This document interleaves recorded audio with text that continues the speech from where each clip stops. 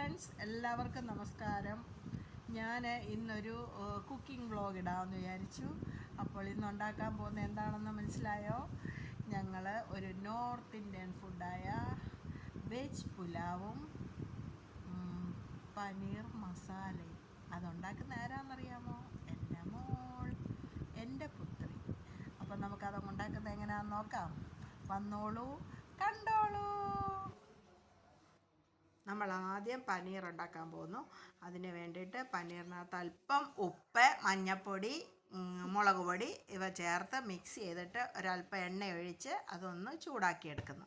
പുറത്തൊരു ചരുവത്തി ഞാൻ ഇച്ചിരി വെള്ളം വെച്ചിട്ടുണ്ട് ചോറ് വയ്ക്കാൻ.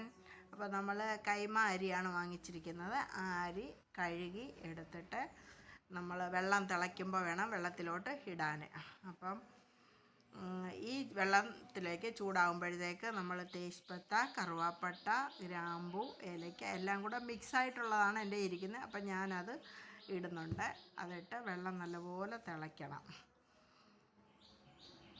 അപ്പോഴത്തേക്ക് നമുക്ക് ഇത് പനീർ ശരിയായോ എന്നൊന്ന് നോക്കാം.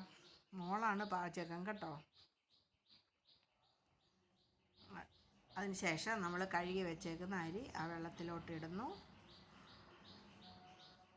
അത് തിളച്ച് വരുന്നതിന് മുമ്പ് നമുക്ക് കുറച്ച് ഉപ്പ് ചേർക്കാം. ചോറ് നല്ലതായിട്ട് കിട്ടാൻ വേണ്ടിയിട്ടാണ് ഉപ്പ് ചേർക്കുന്നത്. പിന്നെ ആവശ്യത്തിന് ഉപ്പ് ചേർക്കണം. ഞാൻ 2 ഗ്ലാസ് അരിയാണ് എടുത്തേക്കുന്നത് കേട്ടോ. അപ്പോൾ വെള്ളമൊക്കെ തിളച്ച് നല്ല ഇതായിട്ട് വരുന്നു.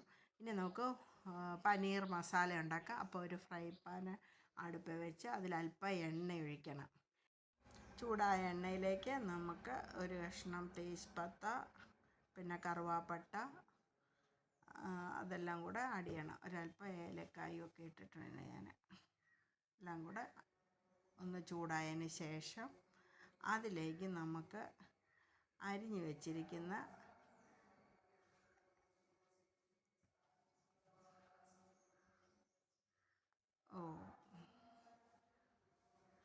ഇടയ്ക്ക് ഞാൻ അരി വെന്തോന്നൊന്ന് നോക്കുന്നുണ്ട്. അപ്പുറത്ത് മോളത് മസാല ഉണ്ടാക്കാനുള്ള തയ്യാറെടുപ്പിലുമാണ്. അപ്പോൾ അതൊന്ന് ചൂടായി വരുമ്പോൾ നമുക്കതിലേക്ക് അരിഞ്ഞു വെച്ചിരിക്കുന്ന ഇഞ്ചി, വെളുത്തുള്ളി, ഇഞ്ചി,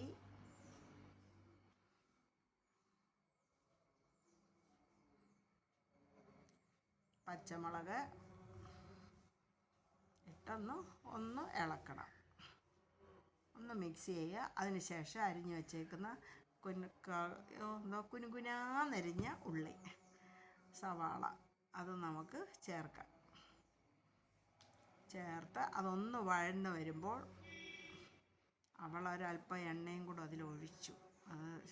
ഇപ്പോൾ ഉപ്പൂടി ഇട്ടിട്ട് നമുക്ക് ആ ഉള്ളി ഒന്ന് വഴറ്റിയെടുക്കാം.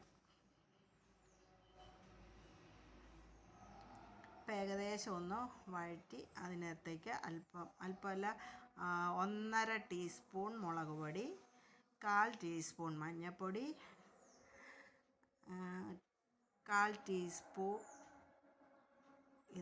ഒരു ടീസ്പൂൺ 1.5 ടീസ്പൂൺ മല്ലിപ്പൊടി, 1/4 ടീസ്പൂൺ ഗരം മസാല. ഇത്രയും നമുക്ക് ചേർത്തിട്ട് നമുക്കതൊന്നുകൂടെ ഒന്ന് ഇളക്കിയെടുക്കാം.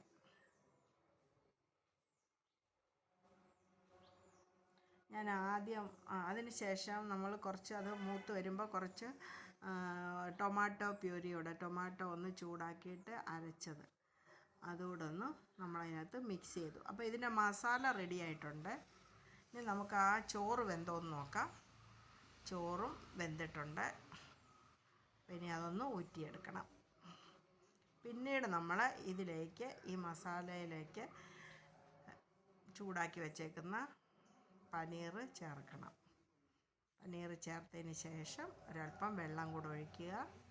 അതിന് ശേഷം അത് തിളച്ച് വരുമ്പോൾ നമുക്ക് അതിലേക്ക് മല്ലിയില അരിഞ്ഞത്, കൊറിയാണ്ടർ ലീവ്സ് നമുക്ക് ഇട്ട് കൊടുക്കാം.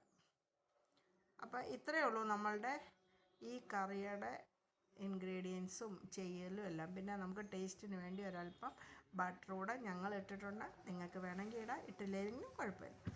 പിന്നെ നമ്മളൊരു വേറൊരു പാൻ വെച്ചു. അതിലേക്ക് നമുക്ക് പുലാവ് തയ്യാറാക്കണ്ടേ. അപ്പം നമ്മൾ അരിഞ്ഞു വെച്ചേക്കുന്ന മട്ടർ, ക്യാരറ്റ്, ഇതൊക്കെയായിരുന്നു പച്ചമുളക്, പിന്നെന്ത് ബീൻസ്. അപ്പോൾ ഞാനല്ല അരിഞ്ഞത്, അതുകൊണ്ട് എനിക്കറിയില്ല എന്തൊക്കെയായിരുന്നെന്ന്. പക്ഷെ ഞാൻ കണ്ടു.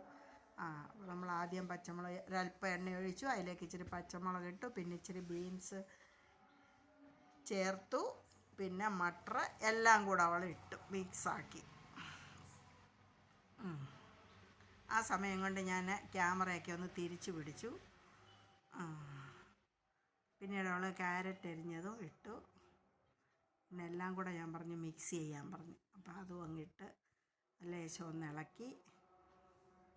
അപ്പം നേരത്തെ ഉപ്പിട്ടിട്ടുണ്ട്, എങ്കിലും ഉപ്പ് വേണമെന്നുള്ള ഒരു ഡൗട്ട് ഞങ്ങൾക്കുണ്ട്.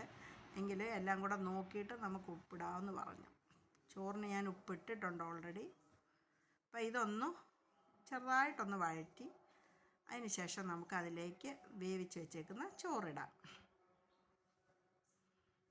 ചോറ് ഞാനായിട്ട് കൊടുത്തത്, കാരണം ഇച്ചിരി വലിയ ചരുവല്ലേ, കൈയെല്ലാം പൊള്ളിയാലോ എന്ന് വിചാരിച്ചു. എന്നിട്ട് നമുക്കതൊന്ന് ഇളക്കിയെടുക്കാം. അപ്പോൾ നമ്മുടെ പുലാവ് റെഡിയായി. ഇതാണ് ഇന്നത്തെ ലഞ്ച്, പുലാവ് വിത്ത് പനീർ മസാല. അപ്പോൾ എല്ലാവർക്കും ഇഷ്ടപ്പെട്ടെന്ന് വിചാരിക്കുന്നു.